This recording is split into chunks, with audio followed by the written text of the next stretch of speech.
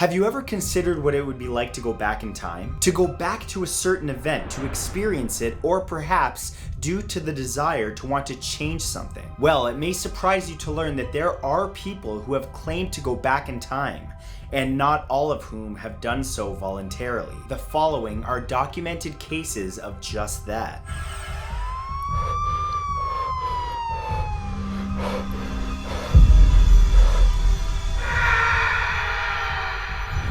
Here are 10 mysterious cases of people who time traveled.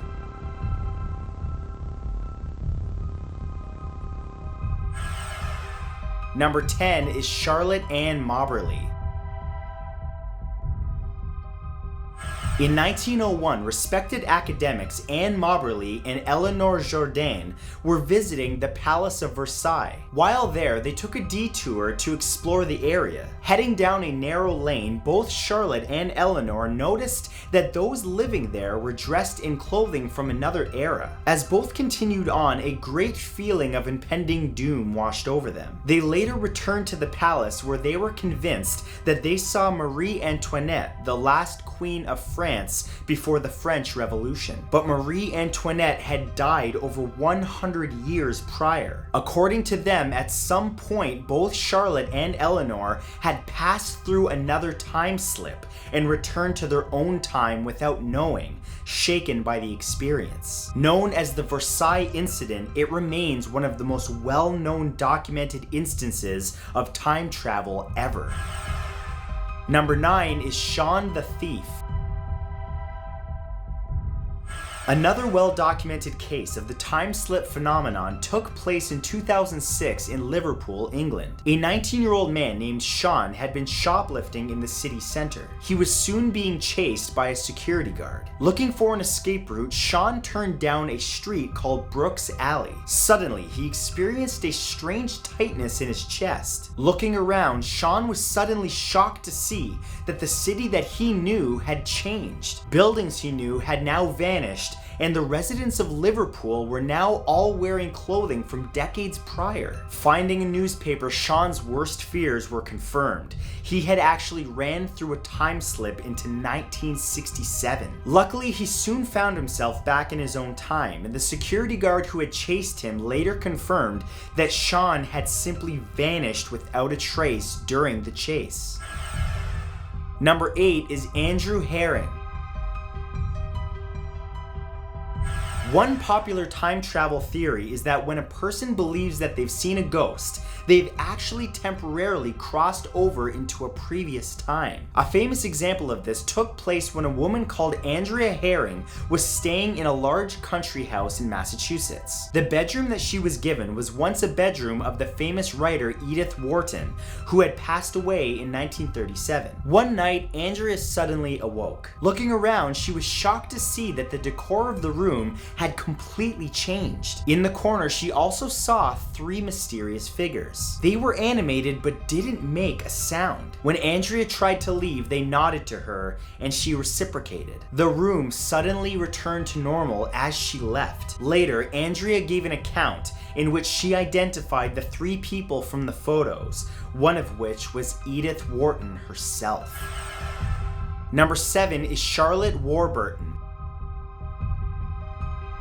On the 18th of June 1968, Charlotte Warburton went on a shopping trip into her local town of Tunbridge Wells. It was a common trip that she had made many times before, but this time was anything but normal. Charlotte arrived in the town and decided to search for a place to have some coffee. After a short time, she found a small cafe which she had never seen before. Curious, she investigated. Inside, the cafe was decorated in old-fashioned wood paneling, and the place and its patrons felt every bit a relic from the past. Her curiosity satisfied, Charlotte left the cafe behind. But the next time she returned to town, she found no trace of it. Those in the area told her that the building had been demolished many years prior, but that her descriptions of the cafe accurately described it in great detail. Charlotte had gone back in time decades prior without even realizing it. Number 6 is Jeff Simpson.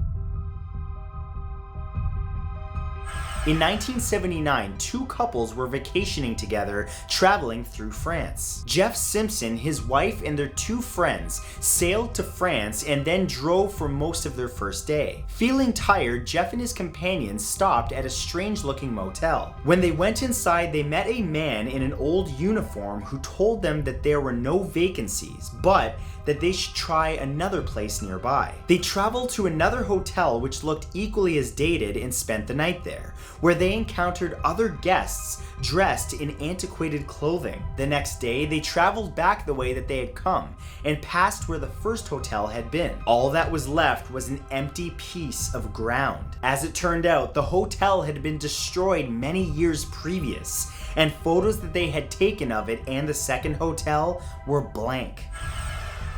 Number 5 is LC.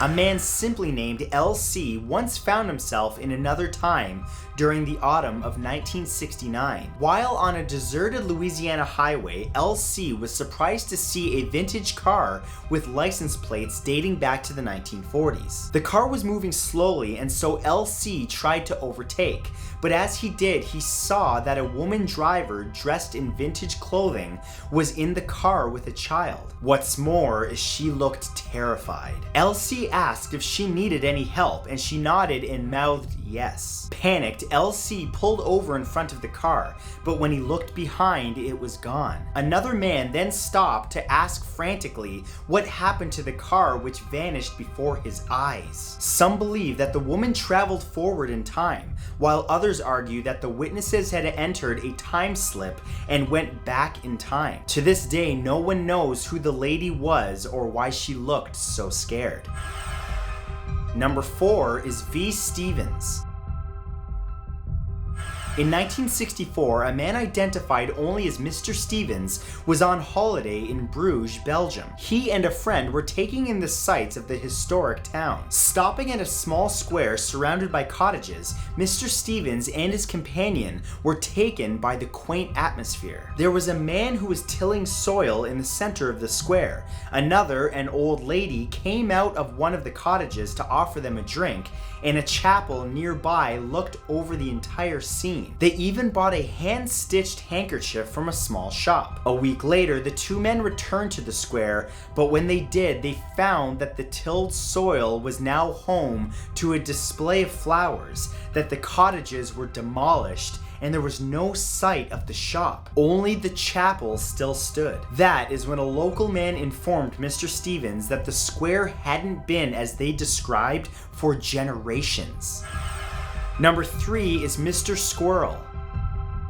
In their book, The Directory of Possibilities, writers Colin Wilson and John Grant describe another instance of temporary time travel. Involving a man named Mr. Squirrel, it's a time slip account which produced actual physical evidence. In 1973, Mr. Squirrel traveled to Great Yarmouth in England, where he entered an old shop which sold stationery. He thought it was strange that the woman who served him was wearing Edwardian clothes from several decades previous. However, he was in a rush and so quickly bought a pack of envelopes without giving it another thought. Weeks later, he returned to the shop to find it completely modernized, and the owners having no knowledge of the woman who had served him. Experts later discovered that the envelopes that he had in his possession hadn't been manufactured for nearly 20 years.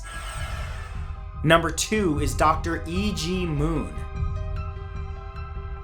Dr. E.G. Moon described traveling back in time in 1935. He was a Scottish physician and had a famous patient, Lord Carson, who lived in a large mansion called the Cleeve Court. During one visit, the doctor left his patient and headed downstairs into the hallway. Looking outside, he suddenly realized that his car was no longer in the driveway. Not only that, but a thick hedge which should have been there was also gone. The road outside the house was now just a muddy path. That is when Dr. Moon saw a man walking down the driveway dressed in 19th century attire, including a top hat. Looking away momentarily, he turned back to the scene, only to be shocked yet again. His car was back where it should have been. The hedge had returned, the road had reappeared, and the 19th century man, he had vanished.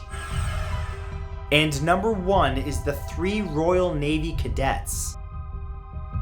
One Sunday morning in 1957, 3 British Navy cadets strolled into the village of Kersey in England. They were taken aback by the eerie atmosphere. Like many who have experienced a time slip, the world had grown strangely still. There was no wind, and even the ducks on a nearby riverbank stood motionless. Walking through the village, the 3 cadets realized that there was no sign of modernity. No power lines, no phone lines, and no cars. It was as if they had taken one step and been transported to another time. The place was completely deserted, and slowly a feeling of unease and depression washed over the cadets. Filled with apprehension, they ran for their lives from the village until the world made sense again. Their descriptions were verified as being accurate for the village of Kersey as it would have been in medieval times.